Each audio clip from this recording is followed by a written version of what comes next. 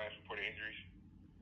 I can't go into that at this time until you guys accept responsibility and take care of her property damage. Then I'm happy to give you guys a brief on that. Has that been established Yeah, yet? so we're reviewing it here. We're requesting a recorded statement so we can get this claim resolved for you guys' client.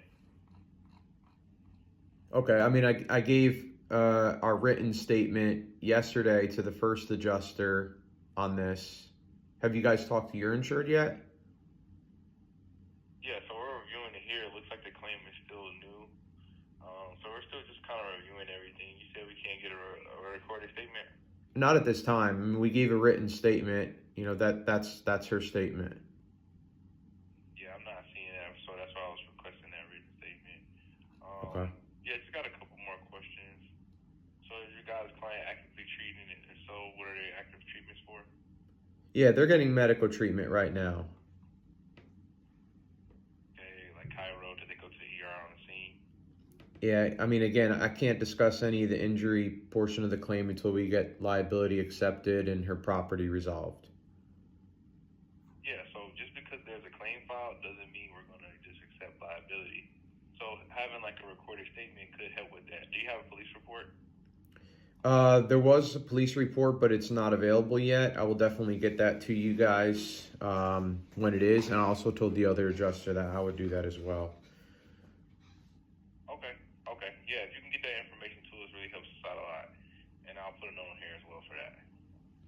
Okay. And you said you haven't spoke to your insured yet?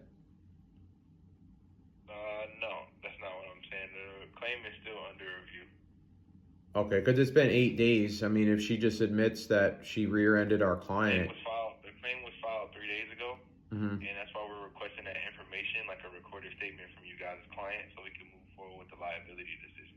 If you guys aren't providing a recorded statement, that kind of delays the process. No, it doesn't. We gave you a written statement, which is just as good as the recorded statement. You have the statement.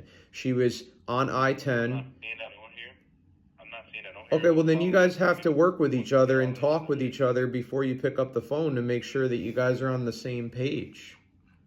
Right, so I called you about your guys' client reported injury. If you're choosing not to disclose that, that's fine. We'll follow up once liability has been determined. Whether that's adverse to your client or however that is, if you're not giving us a recorded statement. That's fine. Okay. All right. You have a good day. Yeah, you too. Bye. I was a little bit harsh on him to a degree, but it gets frustrating sometimes when you tell one adjuster something and then another adjuster calls and acts like they don't know anything about that. We gave a written statement to Progressive for our client. That's a good statement. She was on the highway, she got rear-ended. That's what happened. There's not a lot to this, guys. But then the other adjuster calls and says, oh, well, we don't have a statement yet. Can we do a recorded statement?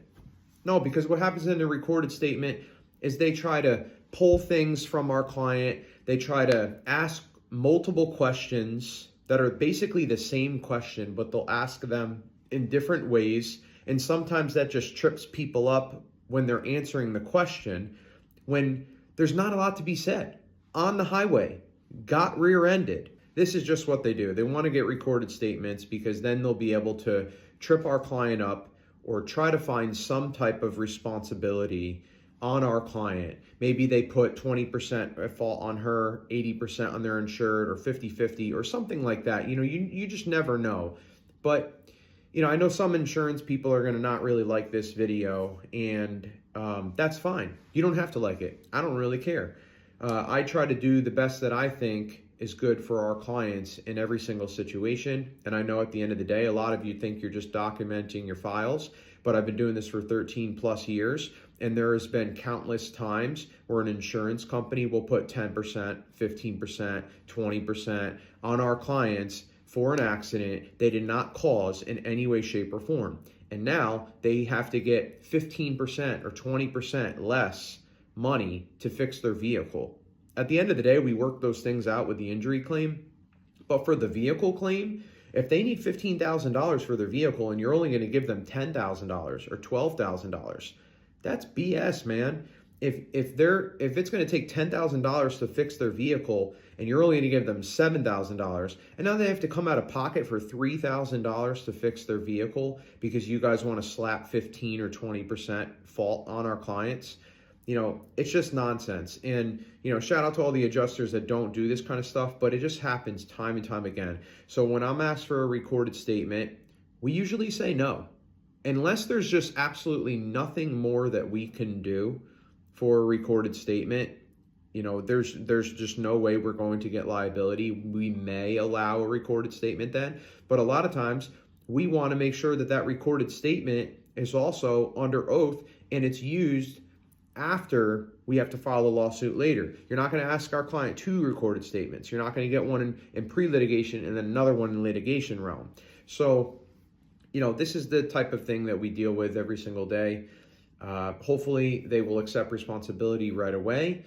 It's already been a week. Our client needs to get her vehicle fixed and move forward with her injury development. Hope this video has been helpful to you. Guess I'm a little feisty. Are they the guys, the younger crowd says zesty this morning. Forgive me if I'm zesty, but God bless you and have a good day.